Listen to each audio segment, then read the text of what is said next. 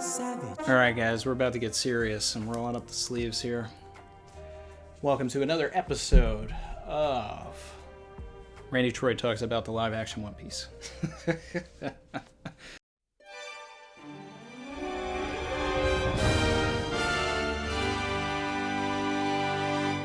So, right, we all love One Piece. But, as we talked about in the last video, it's not immune to criticism. Okay?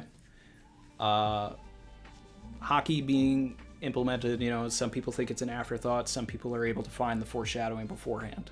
Okay? But the biggest criticism that Oda gets, and it is warranted, is that he doesn't kill characters that should have died. All right? The biggest instance of this, the biggest mistake here, absolutely, more than any other character, it doesn't even matter, right? Pell. This guy right here. Kill him. Savage. Kill him. We have 24 years of content. 100 volumes, meaning thousands of pages since Pell saved everybody in Alabarna. That was in chapter 208, volume 23, and that was 20 years ago in November of 2001. Pell should have died 20 years ago, and for some inexplicable reason, he did not. And the problem with that isn't only that his sacrifice is cheapened by him not dying, but more so that in those 20 years following the explosion, he has done nothing to earn surviving that blast. Did you finish the arc? Yeah. Heard you crying a little bit there, I'm Bird. almost done. Yeah. Almost. It's okay, though. I I'll tell you a little secret. The sacrifice secret is one of the craziest about things Pell. I've ever read. He didn't die.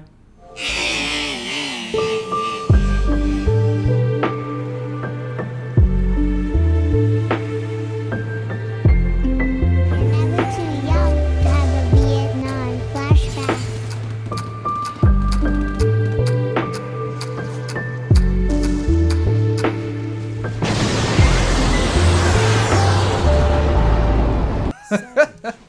He has essentially been a background character. He's an extra. He's a glorified extra now. He shows up sometimes on a cover page. If he's in the main narrative, he's likely just over Vivi's shoulder, not doing much. Maybe a line here, a line there, but I guarantee you it's less than 10 lines throughout the entirety of his post-explosion survival. I'm willing to wager less than 5. And if you remove him from any scene that he's in after chapter 208, it's the same scene. Even when Vivi comes back in her triumphant return post-time skip on her way to the Reverie, it is Chaka next to her front and center, with Pell nowhere to be seen. Now granted, Pell does have a line in the following chapter reminding the audience that Vivi was once a pirate, but the rest of that scene is carried by Chaka, who does most of the heavy lifting post-Alabasta, as far as that group is concerned to begin with. And he has a plot-relevant conversation with King Cobra. Who knows what happened at the Reverie, right? Did he do something? Did something change? Was there legitimately a reason for Oda to keep Pell alive? All right. Honestly, whatever that arc is, Chaka can handle that just fine. Pell could have gone down as one of the top 10 characters of all time by dying, but instead he's a meme. And that's terrible because he really is a great character, or should I say was. And I really don't think that it's controversial to say that Pell not dying is one of the worst things in the series. Speaking from someone who kind of sort of likes the series. Pell actually dying makes the scene between Luffy and Vivi mean something in hindsight. The one where he tells her that people die, that you can't save everyone, that Vivi is naive for thinking that you can do so. It makes the scene about Luffy preparing Vivi for that eventual loss. But it also adds an extra layer, because see, there's an irony to Pell sacrificing himself, because in doing so, Pell does actually save everyone, which adds a twisted credence to Vivi's words as well. And as many know, one of my favorite aspects about Vivi is that she is one of the first people to really teach Luffy about being a leader. You go back to the scene in Drum when she teaches him about diplomacy. Here, we could have a moment where Luffy is actually teaching Vivi how to be a leader by enforcing this idea that yes, people die, and then have it come full circle with Pell's death. Leader to leader, a valuable lesson. But there are other instances of this, right? There are plenty of characters that can die without consequence. Another one of those characters is Pagaya. Okay, just have him sacrifice himself for his daughter. Have his death mean something. The joke is funny, right? When they're all crying about him and he just shows up and he's just like, oh, what you guys talking about? Oh, you're talking about me? I'm alive. No, kill him. Savage. A lot of the Shandians that, get zapped by Enel. Kamakiri in particular was set up as a character to really show the terrifying nature of Enel. I mean, here's a guy so almighty with his lightning fruit, but everybody gets up at the end of the arc as if all they did was stick a fork in an outlet. Enel gave Kamakiri 1 million volts of electricity, and he was still able to relay a message to Laki and then get up at the end of the arc. Let the character serve the intended purpose to show how dangerous Enel is and die. Another big pick here is Genbo. Probably saying, who? Right, this guy. He was another one of Wiper's guys. I mean, look at what Yama did to him. Savage. This doughboy doesn't need to come back. Laki has a great scene at the end of the arc with Isa, allowing her to relax, telling her she can grow her hair out, because it's peace times now. But is that scene worth sacrificing the awesome emotional weight of Laki trying to give Wiper this message on the other side of Enel's birdcage and watching Enel give his lady the zap clap? I think that she should die as well, but I mean, if it's between Kamakiri and Genbo or Laki, I'm going with Kamakiri and Genbo, and Laki can live. But they really all should go. I mean, at least Pagaya, right? I mean, Kamakiri and Laki, who knows what Oda has planned for the Shandians, in, say, the final war or something like that, but I guarantee you Pagaya is not showing up. And even if he does, Konis can show up by herself, but I really, I think that's a safe bet that you can get away with Pagaya. Oda has come out and said that he doesn't like to necessarily kill people because it dampens the mood at the end of the arc, right? Can't really have a party if a bunch of people die. I mean, I think there's a flaw in that logic, because literally in Alabasta, everybody believes Pell has died, and they still party.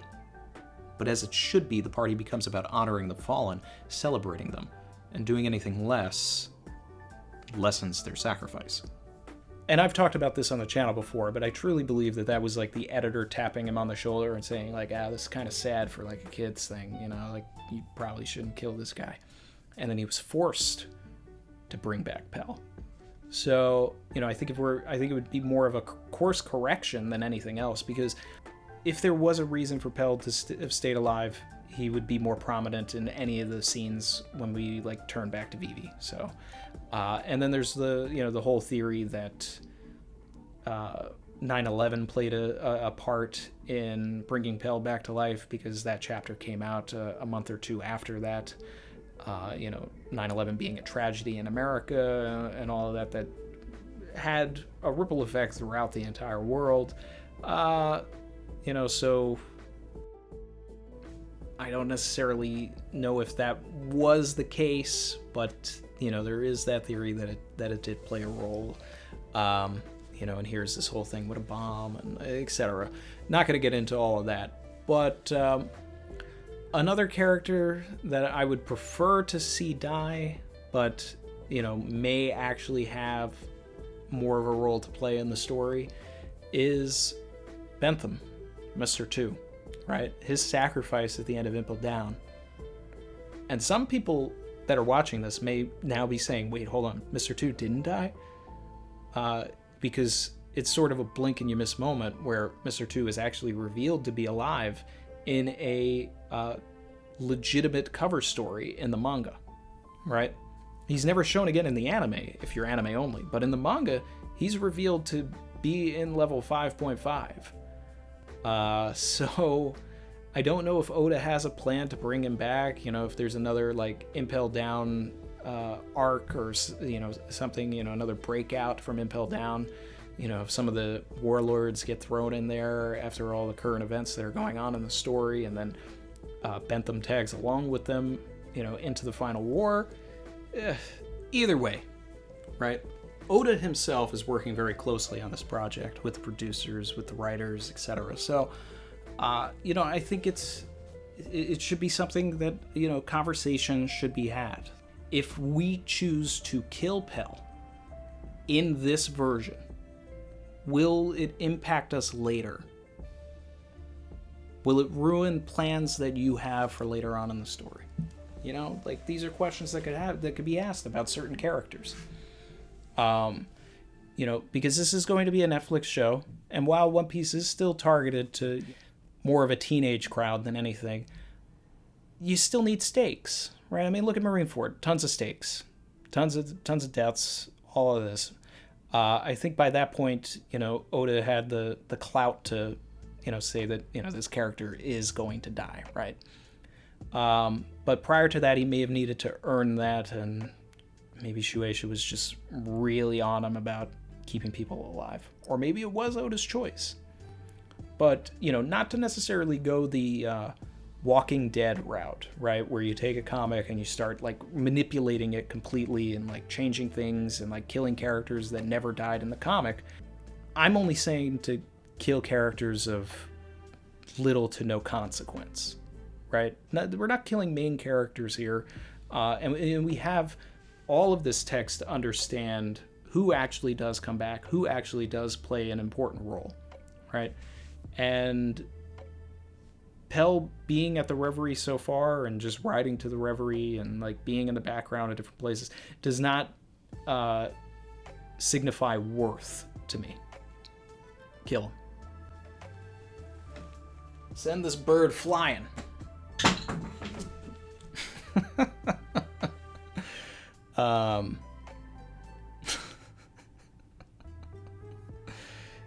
I'm so serious about that. I really just, it's my least favorite thing with the series. And I love everything about the series except for the fact that Pell survived. I remember, I was getting Chrissy into the series, right? We got to Alabasta, and she was getting emotional at the Pell moment. She was really getting emotional, and I was like, oh, she is gonna hate when 2 or 3 episodes from now we see this man walking back. And I almost wanted to just sort of skip the scene so that she just never knew that he came back, because it would be a blink and you miss moment if you see him on the ship in the Reverie. I know a lot of people got mad about Pound, right? And the Will of P continues, but Pound didn't bother me. And especially with him coming back in that cover story, I was like, okay, so this is the proper usage, right? You make us believe that a character is dead, but then now you're actively using the character in the narrative, right? So you're giving them purpose. Oda has not done that with Pell, with Pagaya, and several other characters yet. So if Oda can prove the worth of these characters, then yes, if Bon Clay is to come back later on, then keep him alive. But if he's not, then, keep him dead. Or just make it ambiguous, right? The show could make us believe that Bon Clay is dead, and then bring him back if Oda ever does come back, but just don't show that he is alive in 5.5. So, just food for thought. That's all I wanted to talk about today. More of a discussion piece than anything. Maybe more of a rant. I don't know. But hope you had fun. And thanks as always for the support. And I'll catch you guys next time. Later.